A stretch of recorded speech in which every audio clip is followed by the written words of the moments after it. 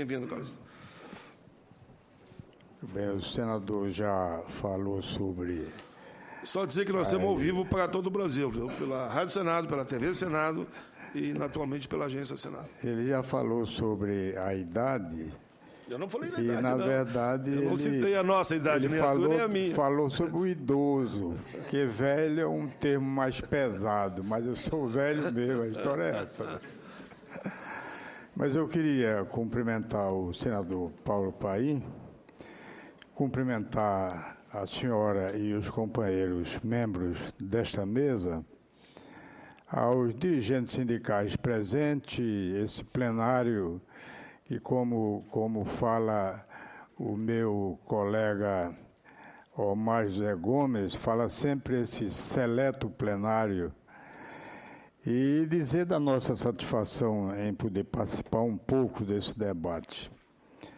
O senador sugeriu 3 pontos para que nós pudéssemos discorrer um pouco, que é sobre o desemprego, a aposentadoria e discriminação. Nós temos um texto aqui escrito, que não é grande, e nós não nos atemos mais a números, inclusive porque os números... por mais que nós nos esforcemos, eles nunca coincidem com os números do próprio governo. Então, nós fizemos mais um texto conceitual, digamos assim, não é? O Brasil não aproveitou o seu período de crescimento para incrementar medidas que inibissem concretamente a ocorrência de expressivo número de desligamentos, caracterizando o fenômeno da intensa rotatividade no mercado de trabalho. Agora, em tempos de crise, o prejuízo para a classe trabalhadora é ainda mais preocupante, que sofre com o alarmante índice de desemprego. E na medida em que se verifica o aumento da rotatividade, também se verifica o crescimento do desemprego, importando no aumento dos níveis de informalidade da economia e da insegurança em relação às remunerações e de acesso do trabalhador ao sistema de proteção social e à previdência. Segundo o IBGE, a taxa de desemprego apurada nas 6 principais regiões metropolitanas do Brasil, ficou em 6,8% na média de 2015, contra 4,8% no ano anterior. A taxa é a maior desde 2009, quando ficou em 8,1%. Para agravar a situação, o poder público vem tomando medidas que incentivam o aumento do desemprego, prejudicando sobremaneira os trabalhadores brasileiros, como foi o caso da edição da medida provisória 665 de 15, a qual foi convertida em Lei 13.134, também de 2015. Segundo a referida lei, para se ter direito ao primeiro acesso ao seguro-desemprego, é necessário que o trabalhador comprove ter trabalhado pelo menos 12 meses nos últimos 18 meses. Se for o segundo requerimento de seguro-desemprego, esse prazo mínimo será de 9 meses. Nos últimos 12 meses, e a partir do terceiro requerimento, o prazo será de 6 meses. Ora, as edições das proposições legislativas não estão levando em consideração o alto índice de rotatividade no país. Isso porque, de acordo com o DIEESE, sobre os números de rotatividade no Brasil, predomina o emprego de curta duração, que assim se caracteriza como outro indicador da flexibilidade contratual de trabalho.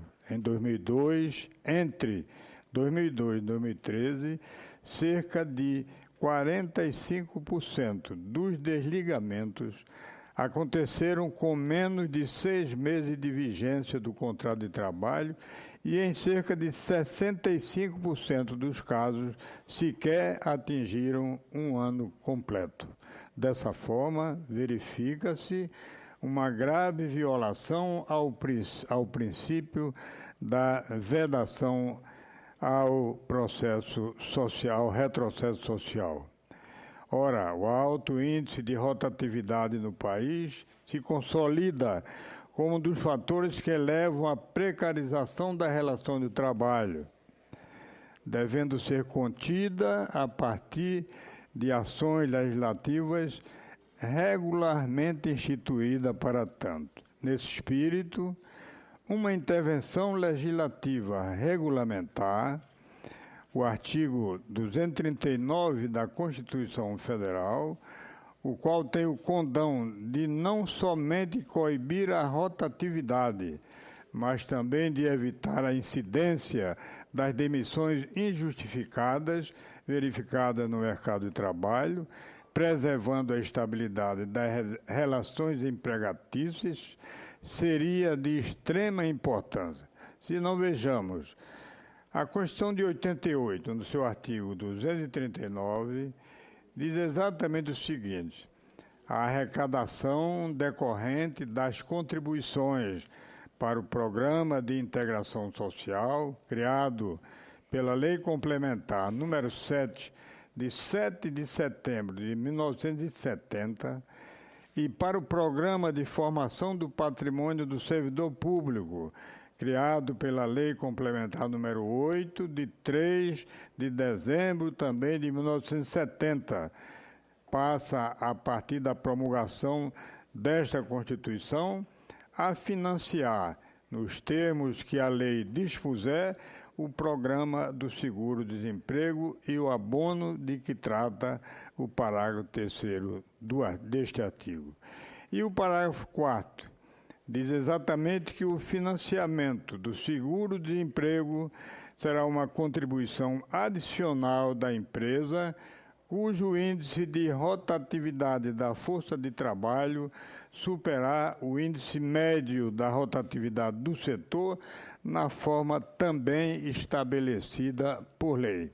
Dessa forma, tem-se por essencial a apresentação de projeto de lei com aptidão para regulamentar o aludido dispositivo constitucional, fixando os critérios de aferição dos índices médios de rotatividade em cada setor econômico, e instituindo nova modalidade de contribuição especial, revertida em favor do Fundo de Gestão e Financiamento do Programa de Seguro-Desemprego, incidente sobre as empresas que apresentem rotatividade da força de trabalho acima da média. Ademais, tem-se a Convenção 158 da OIT, que estabelece como condição para dispensa pelo empregador causas realmente justificadas, como as de motivação fundadas no desempenho ou comportamento do empregado ou em necessidade de funcionamento das empresas. E o artigo 4 diz que não se dará a ter uma relação de trabalho de trabalhador, a menos que exista para isso uma causa justificada relacionada com a sua capacidade ou seu comportamento, ou baseada nas necessidades de funcionamento da empresa ou estabelecimento de serviço. Nesse sentido, o artigo 1º da Constituição Federal estabelece, dentre os fundamentos da República, a dignidade da pessoa humana e o valor social do trabalho, além de ter como objetivo o artigo 3º, construção de uma sociedade justa, livre e solidária, portanto, com vistas a dar concretude aos termos da Carta Política, e se faz necessário também a regulamentação da referida convenção. Como se sabe, o artigo 7º, 4 da Constituição Federal institui o direito ao salário mínimo legal, capaz de atender necessidades básicas do trabalhador e de sua família, como moradia, educação, lazer, vestuário, higiene, transporte e previdência social. Também garante a preservação do poder aquisitivo mediante reajustes periódicos. E o governo federal encontra legitimidade para a promoção de políticas públicas voltadas à valorização do salário mínimo a aposentados juntos ao regime geral de previdência social. Estou quase terminando, ministro. Ressalte-se que em 2015 foi publicada a Lei 13.183, que dispõe sobre a nova regra de cálculo das aposentadorias por tempo de serviço. A partir da referida lei, o cálculo levará em consideração número de pontos alcançados, somando a idade e o tempo de contribuição do segurado. Além da soma dos pontos, é necessário também cumprir a carência, que corresponde ao quantitativo mínimo de 180 meses de contribuição para as aposentadorias. Alcançados os pontos necessários, será possível receber o benefício integral, sem aplicar o fator previdenciário. A progressividade ajusta os pontos necessários para obter a aposentadoria de acordo com a expectativa de sobrevida dos brasileiros.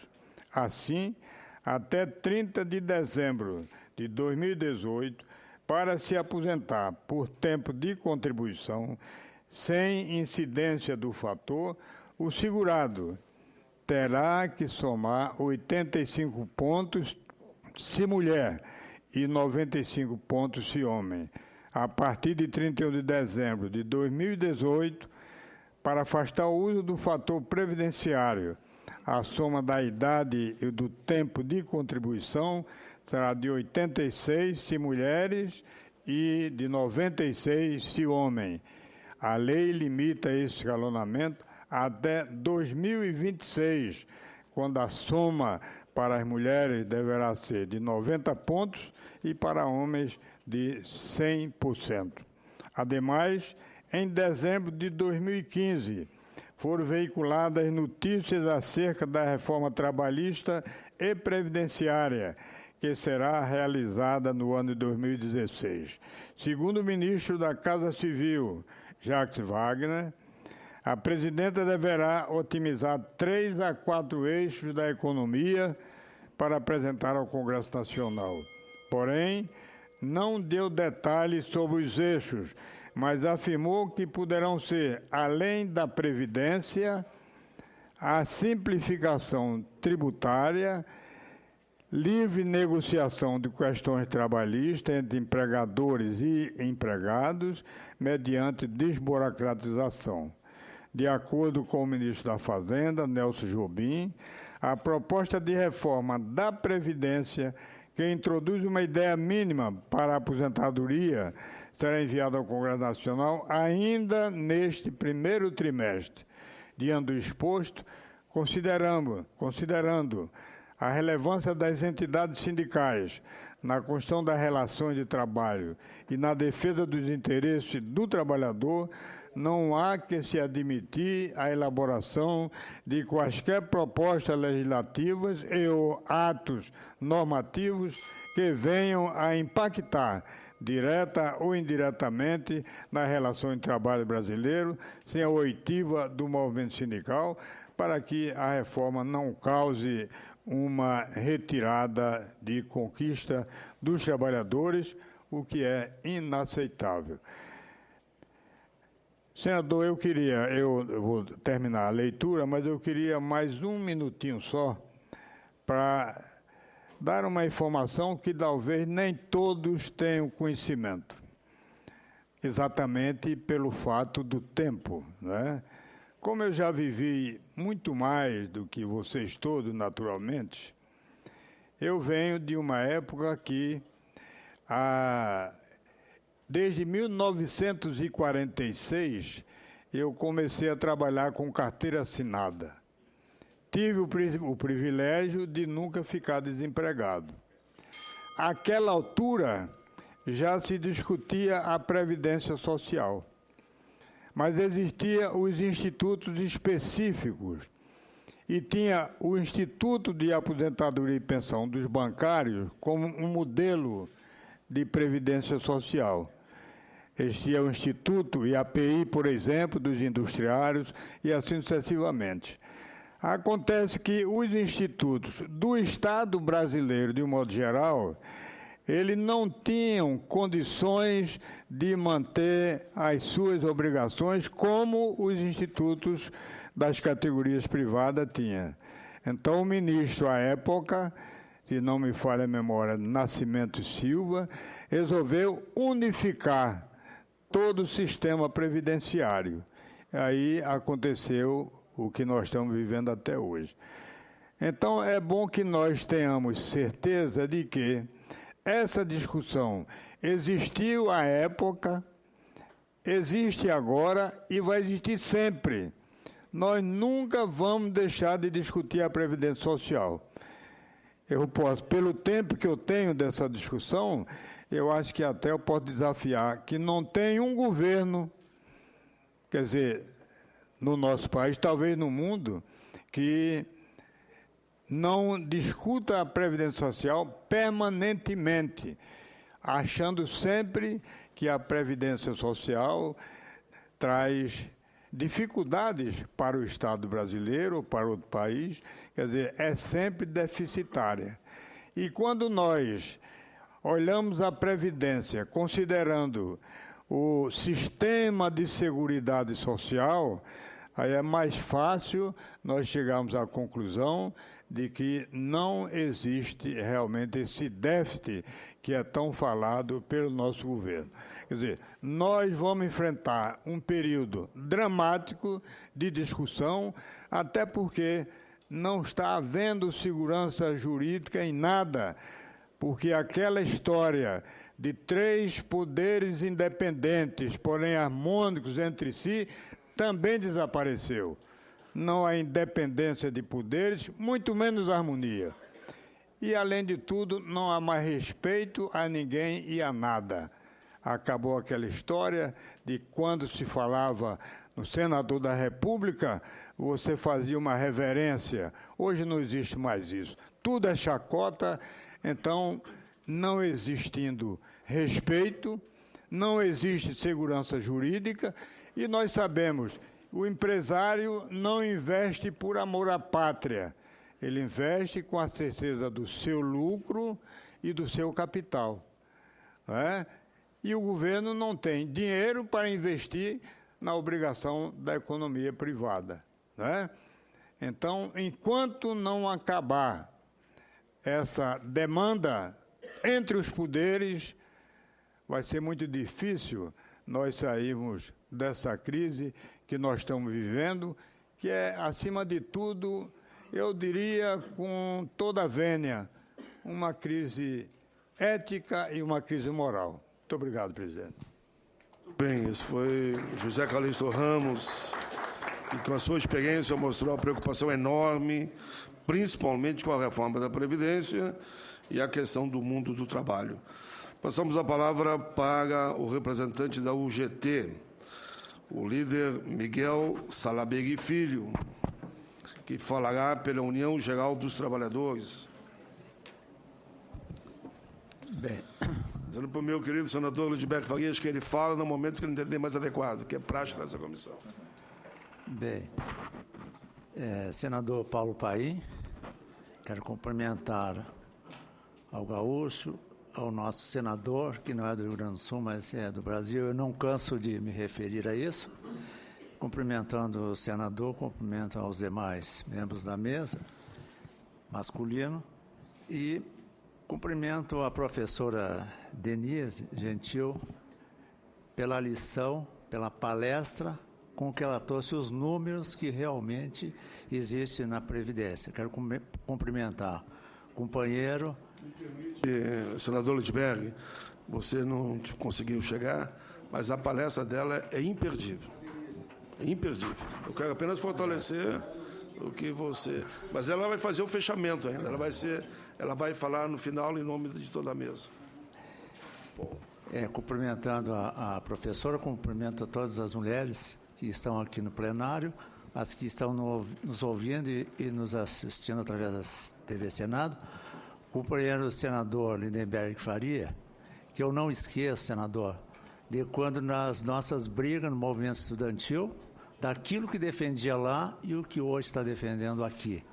Então, hoje, nós temos os dois lados, né? Aquele movimento que se fazia, que se lutava, e hoje está aqui legislando e defendendo não só os brasileiros, mas principalmente o movimento estudantil, que hoje está um pouco desacreditado pela falta de liderança que existe, não só no movimento estudantil, mas vai ter uma campanha Volta, Lindbergh. Isso é para descontrair. Eles querem te manter aqui como senador e, quem sabe, como governador no amanhã. Bem, senador Paim, depois de ouvir a palestra, a lição, a aula que recebemos da professora Denise, do que o companheiro Calixto falou e me tirou a palavra, porque aqui eu trouxe, a pedido do presidente Ricardo Patá e do nosso vice-presidente, ex-deputado Roberto Santiago, as nossas posições de resolução do 3º Congresso, onde estão as nossas propostas de reforma, e o nosso Congresso era de reforma. Brasil é a hora das reformas, esse foi o motivo, foi o tema principal do nosso 3º Congresso, realizado em junho de 2015, lá em São Paulo.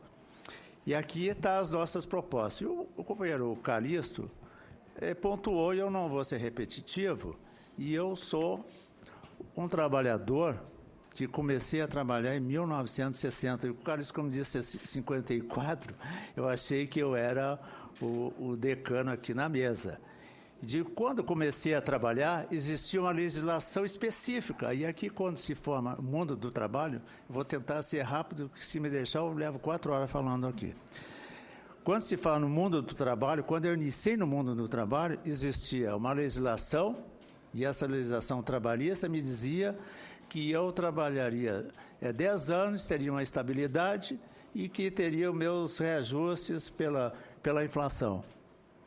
E quando lutamos, e isso o meu pai, meu falecido pai e minha mãe, o pai era estrangeiro, era uruguaio, Tupamaro, veio para o Brasil, trazido pelo companheiro Getúlio Vargas, que muito me honra. Então, eu sou lá do tempo do Getúlio e vim passando até aqui. E as discussões, os debates, os problemas são os mesmos. E meu pai me ensinou a fazer política partidária. Então, eu antes de entrar na escola, eu entrei na escola da política partidária, o que me honra muito isso.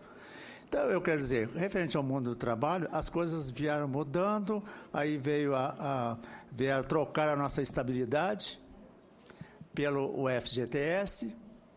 Eu nunca optei pelo FGTS, me aposentei, continuo na luta sindical e eu quero dar depoimento dessa audiência pública, senador Paulo Paim e o senador Lindenberg Faria. O meu depoimento de vida é que nós deveremos lutar pelo aquilo que nós entendemos melhor para o Brasil.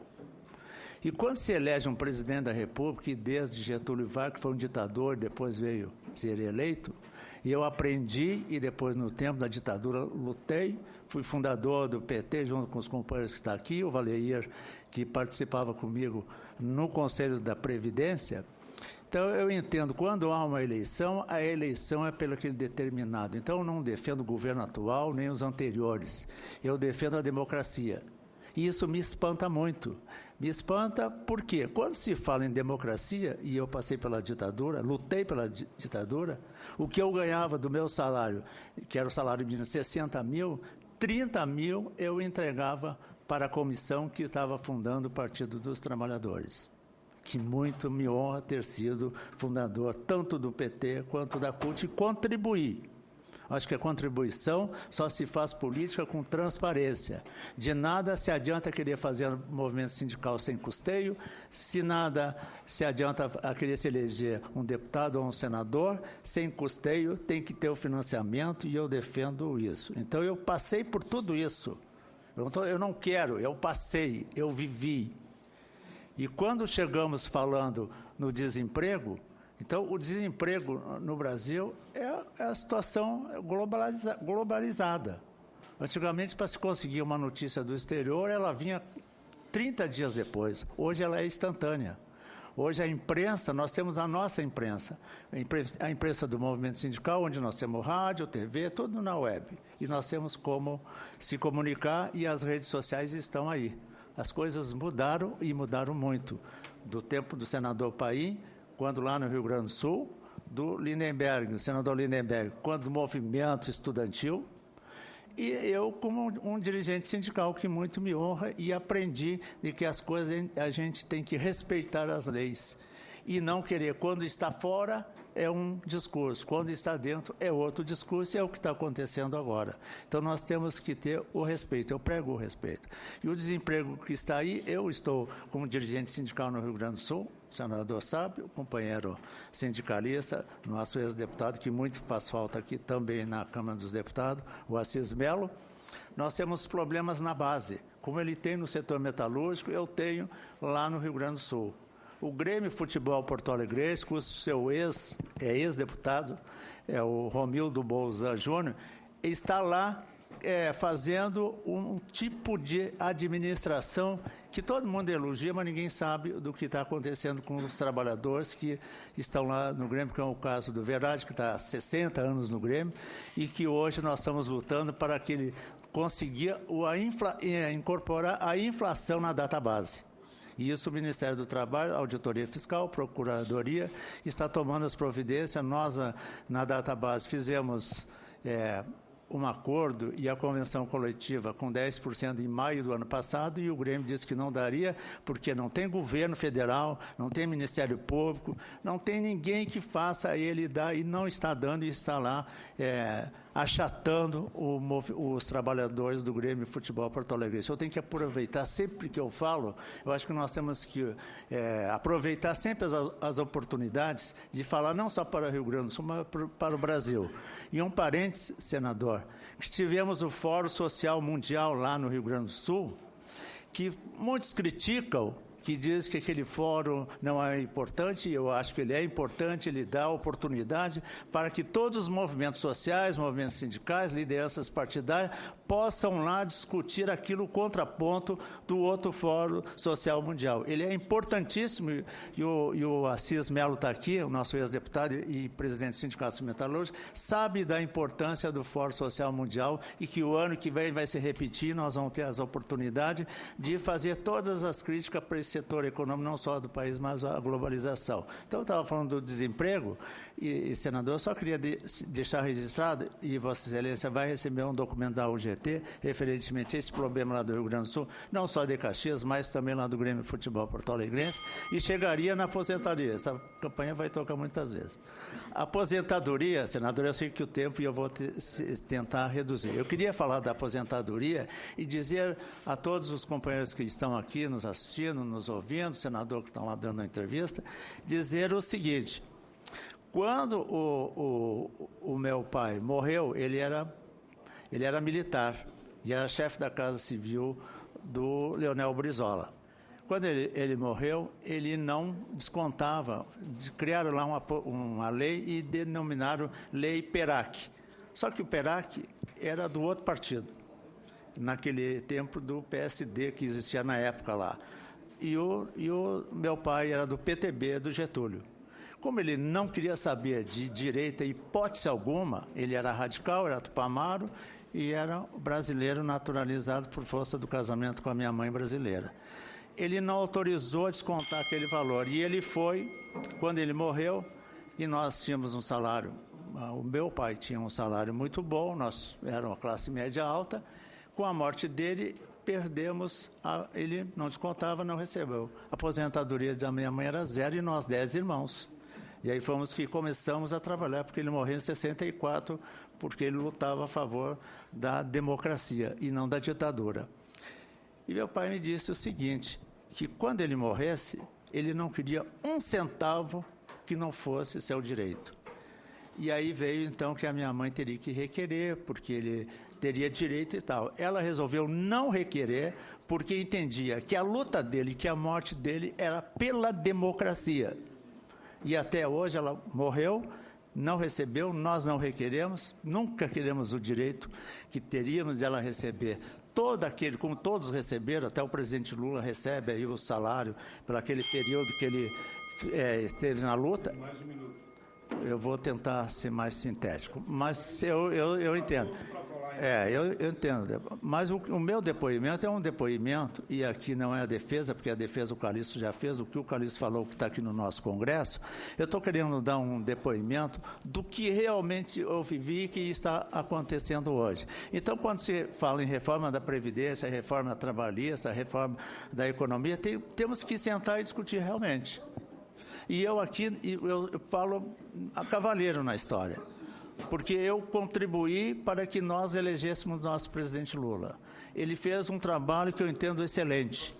Infelizmente, a política aqui do Congresso Nacional tem que haver os acordos. E esses acordos nós temos bons deputados, maus deputados, bons senadores, maus senadores. Então, eu entendo, senador, que Vossa Excelência está no caminho certo. Eu acho que está discutindo aquilo que vai vir, que nós já conhecemos. E eu estou dando um depoimento, porque tudo isso, o Calixto já falou, nós já passamos. O senador Lindenberg Faria também já passou por isso. Então, os depoimentos e todas as falas que está sendo aqui, eu acho que está num caminho, que Vossa Excelência está num caminho excelentemente correto. E, para finalizar, eu só queria dar um depoimento, que há 2 dias atrás aconteceu um fato lamentável no que está acontecendo na segurança nossa no Brasil inteiro. Só não aqui lá no Rio Grande, mas aqui em Brasília, que um servidor aqui do Senado, ao buscar o seu filho, tinha passado na concessionária, pegou o carro, foi buscar os seus 2 filhos, o casal de filhos, na escola, foi assassinado pela falta de segurança que nós temos nesse país. Então, senador, aqui é a Comissão dos Direitos Humanos. Nós temos, senador, Vossa Excelência tem a obrigação, junto com o senador Lindenberg Farias, né, de levantar esse problema da segurança, da saúde que nós estamos passando no país no momento. É esse o meu depoimento. Muito bem, muito bem. Esse foi o Miguel Sardelli Filho, falou